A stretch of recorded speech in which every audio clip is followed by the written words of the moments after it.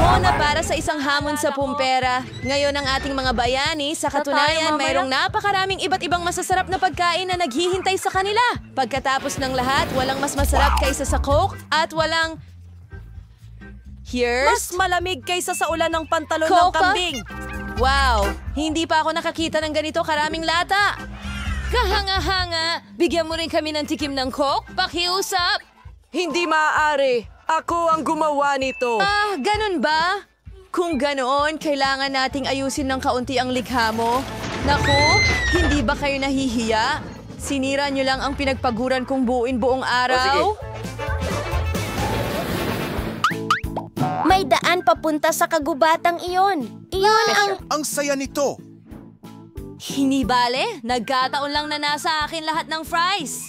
Yan ang sinasabi ko, sa totoo lang. Sa tingin ko nasa akin lahat ng fries na ito. Tignan mo lang ang unggoy na ito. Maliwanag na mas marami akong patatas kaysa sa inyong lahat na pinagsama. Susunod ka sa ganitong mga patakaran. Pabor ako dyan. Hindi ako sigurado kung masisiyahan ako sa isang hiwa ng patatas, pero dapat ko itong subukan. Lalo na't mahal ko ang Wala akong ketchup. makita, Chris. At marami akong Magstay ka ng ketchup. matagal. Lalo na't para sa isang hiwa ng patatas.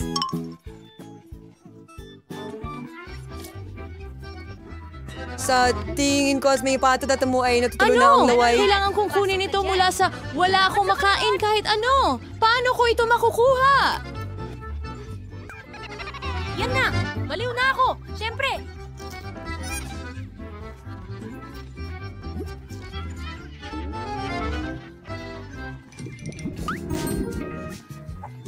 Hindi pwede.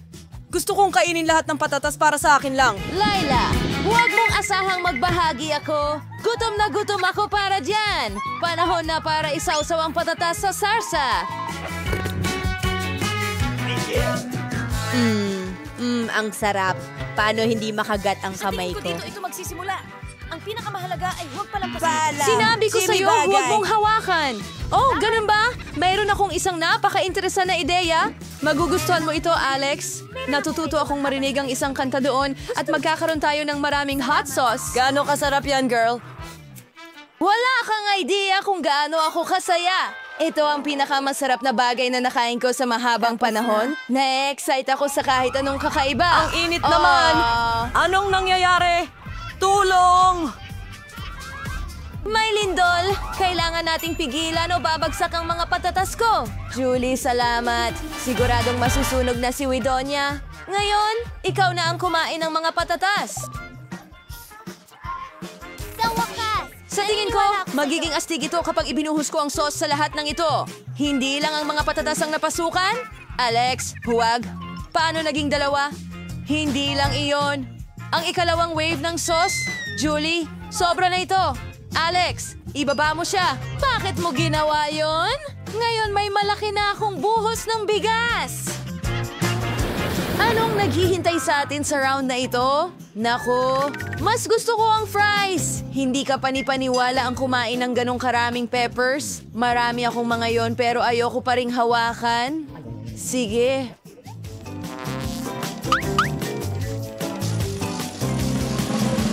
Kailangan ko lang kumain ng isang sili. Ikaw muna, Mila.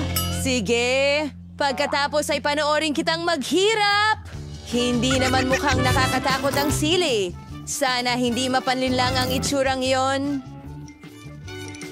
Mga kaibigan, wala dapat ikatakot. Masarap ang mga sili. Siyempre, hindi naman masarap talaga, pero inaasahan ko ang mas malala. Ngayon, naiintindihan ko kung bakit sinasabi ng lahat na napakaanghang. Tulong! Tulong! Talagang nakakatulong ang kutya. O siya, Alex, ikaw naman. Dr. Miller, natatakot akong hawakan kahit ang mga sili. Sana mahuli ko ito. At habang nakatingin ang lahat sa mga sili, aalisin ko ang natitirang bahagi ng talim. Umalis ka, Alex! Salamat! Hindi ko sasabihin kahit ano. Sayang, hindi ko nahuli ang sili. Ngayon wala rin akong makain. Miller, may buong plato ng mga sili sa kandungan mo. Hindi ito walang laman. Nakakadiri! Nagsusumama. Oh, gagawin mo. Buburahin kita, kapatid. At bakit ka napakasama? Kung ikaw ang may kasalanan ng pagkasunog na yon, nako, nararamdaman ko nang kumakalat ang apoy sa akin. Ang apoy ay makakasakit sa akin at kay Julie at sa iyong mga kasamahan. Panahon ng itigil ito.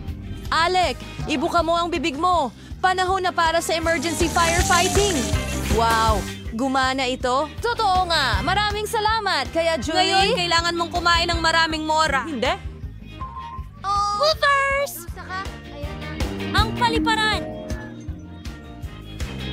Oh! Akala ko tapos na ako sa mga sili. Mga kaibigan, kung sakali man, huwag kayong magsalita. Napakabilis! Madali lang. Ang bundok ng mga sili ay lumipad ng ilang segundo. At ngayon ko lang nararamdaman ang epekto.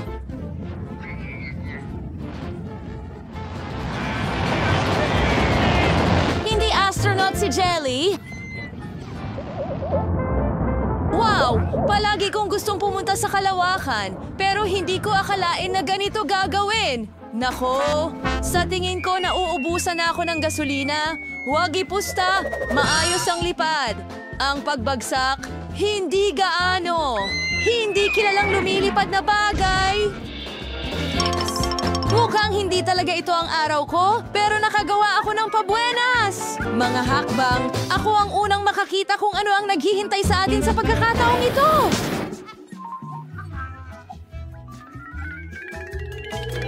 Wow! Ganun na! Bakit kailangan ko ng napakaraming antas? Ayoko ng mga ito! Sang-ayon ako. Hindi ko rin sila matiis. At ang dami ko rin. Ano ang gagawin sa kanila? Sige. Ako'y napakagintong, Maraming mahal na napakaganda. tao. Kailangan ko lang kumain ng isa. Sa tingin ko, kaya kong isa. Wow! Hindi ko napagtanto na ganun siya kaliit. Nararamdaman ko na ang pagkulubot ng mukha ko. Magiging sobrang lukot na hindi na makikilala. Totoo, Julie. Hindi nakakatulong sa'yo ang lemon. Pero ito ay, Para maibalik siya at normal, mahakot ang kaya buong hindi audience? Ayos lang ako. Salamat, Alex. Well, nangyari rin sa akin ang parehong bagay pagkatapos ng mga lemon. Sana hindi mangyari. Oh, hindi! Ngayon, naiintindihan ko na ang epekto ng lemon sa hitsura ay parang plastic surgery. Ang lemon ay masakit din. Mga babae, ako... Wala na akong kayang ibigay. Sana kaya ko. Hulaan ang pulso? Akala ko, nasasakal ako! Tulungan ninyo ako! Nako! Kung hindi matutulungan si Alex, talagang masisikipan siya! Hindi ko papayagan! Alex, sabihin mo sa akin kung maliligtas ka namin. Sino ang naglakas loob na magtapon ng lemon sa akin? Akala mo hindi ako tutugon? Malamang hindi mo kaya? Nako! Napagtanto ko na ang lemon, parang bumerang, bumabalik. Oo nga. Mila, ikaw na lang ang natitira. Oras na para kainin niyang tambak ng mga lemon. Napakakrus ng mga mukha ninyo. Ano kaya ang mangyayari sa akin? Hindi naman. Pasensya na para sa'yo. Nauunawa namin lahat.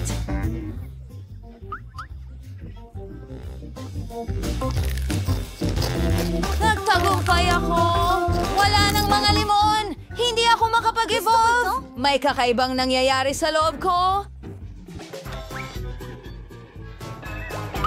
Hindi ko inakala na babagsak si Millipede na parang transform. Bilisan mo at pindutin ang subscribe button para hindi mo mamiss ang susunod na school challenges sa Parara. Lagi itong masarap, masaya at lubos na nakakaaliw.